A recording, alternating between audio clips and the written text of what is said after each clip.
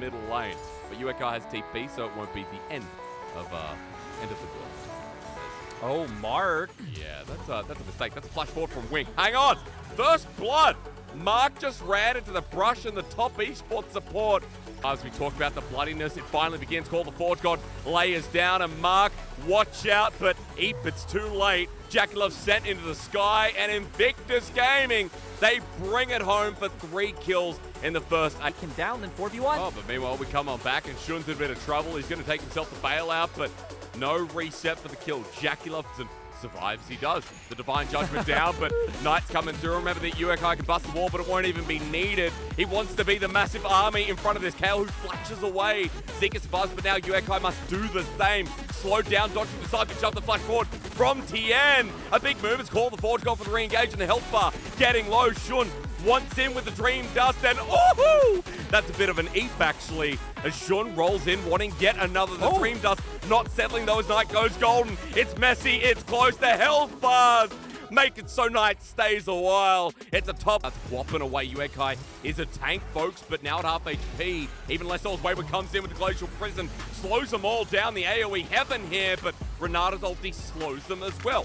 Shinryu zoning and adding pressure with a good handshake, but now Winks by himself and gives Tien the range of movement. The bailout there, the reset, not in the nick of time. But the ultimate from Shun did so much return work for Invictus Gaming. Now in the back lines, UEK's running forward, and Jackie is poking him down, building that range. Shinryu saving his mid lane, and Zika now jumps on in. This is what we expected between Top Esports and Invictus Gaming, as the Weaver's Wall is not followed by Knight, but we're still fighting.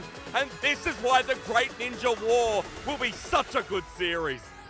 Into your turret, throw out the Mystic shots, throw out some Mantra Qs coming out from Mark, whittle you down, and then find the fight. Or but maybe just, they might find a pick right now. Yeah, they were pretty edgy here with UEK going in, and he's actually taking no damage as well. They're onto Tien in the back line, but look, that's just the jungler. It's a 2-man knockup. Will it mean anything? IG are heavily affected with their health bars. UEK has absorbed every single piece of damage, but the ulti's great from Zika. Keeps his mid laner alive as Shun can't kite it out. The poke, the snipe, the absolute calamity that Top Esports have now inflicted. Yeah, and we saw Top Esports actually taking a different approach. Ignore side lanes and just force 5 members in mid to force numbers advantage. Knight's still waiting to find a pick.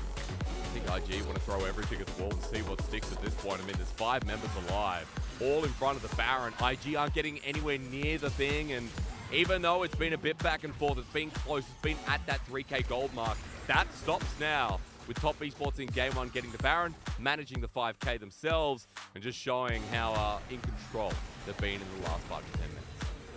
And it just comes from an understanding of Top Esports, knowing where IG are strong, avoiding that Kale on the bottom side, because we can see here, he's split pushing, but Wayward's already making his way over. Top Esports trying to force his play while they have numbers. IG very aggressively fighting for vision against them as well. Seems like they don't expect it. Knight, a little bit awkward, ends up on the wrong side of his wall.